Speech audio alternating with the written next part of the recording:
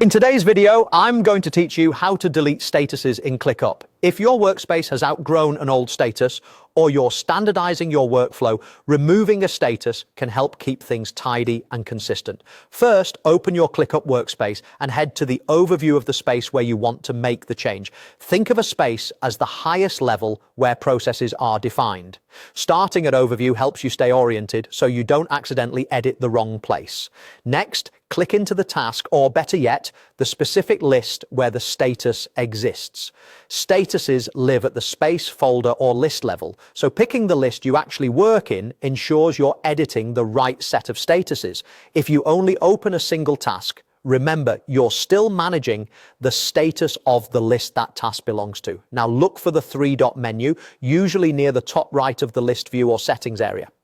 Click that three-dot icon to open the context menu. This is where ClickUp keeps most of the configuration options you'll need. From the menu, select Task Statuses. This opens the status manager for the list. You'll see all the stages that tasks can move through, typically color-coded and ordered from left to right. Find the status you want to remove. Take a quick moment to confirm it's not actively used in your current workflow.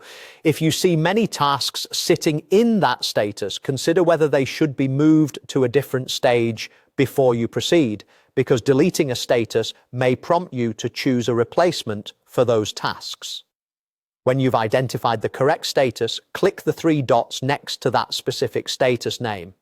This opens controls for that one status rather than the entire workflow. Finally, click Delete Status. ClickUp may ask you to confirm, and if there are tasks in that status, to map them to another status. Review that mapping carefully, since it affects how your team sees task progress immediately after the change. If you don't see the option to delete, it could be due to permissions or because the status is part of a required template at a higher level. In that case, check with a workspace admin or verify you're editing the right hierarchy.